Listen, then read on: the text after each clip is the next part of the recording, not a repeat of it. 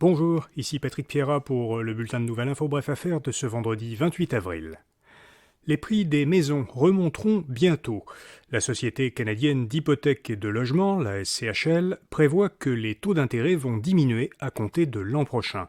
Elle en déduit que cela stimulera la demande et augmentera légèrement les prix de l'immobilier résidentiel dans plusieurs régions, dont celles de Montréal, Québec et Gatineau.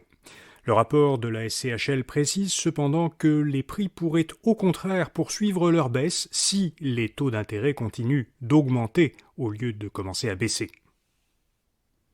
Les PME canadiennes comptent augmenter les salaires de leurs employés de 3,3% en moyenne au cours des 12 prochains mois, selon un sondage mené il y a quelques jours par la Fédération canadienne de l'entreprise indépendante. Le sondage montre une baisse dans la prévision depuis un sommet en juin l'an dernier. À ce moment-là, les PME prévoyaient une augmentation moyenne des salaires de 3,6% pour les 12 mois suivants. 2 ans après le lancement du programme Diagnostic de performance environnementale industrielle Compétiver, Investissement Québec y ajoute un volet pour aider les entreprises industrielles à évaluer comment elles peuvent réduire leurs émissions de gaz à effet de serre. Cet enjeu n'était pas spécifiquement couvert par les autres volets du programme. L'initiative Compétiver offre de l'accompagnement et un soutien financier aux entreprises qui veulent améliorer leur bilan environnemental. Depuis son lancement en mars 2021, environ 700 millions de dollars ont été versés à plus de 200 projets. L'agrandissement du port de Montréal coûtera 550 millions de dollars de plus que prévu.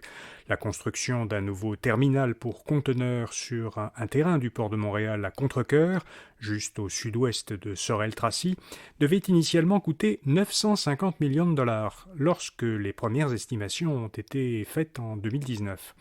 En raison de l'inflation, le projet pourrait maintenant coûter 1,4 milliard selon le Globe and Mail. L'administration portuaire de Montréal aurait d'ailleurs demandé un financement additionnel à la Banque de l'infrastructure du Canada, qui s'était déjà engagée à financer jusqu'à 300 millions de dollars du projet.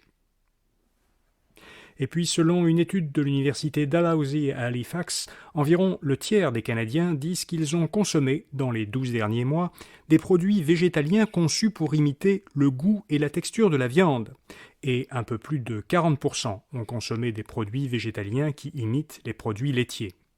12% des Canadiens disent que les protéines végétales sont leur source préférée de protéines.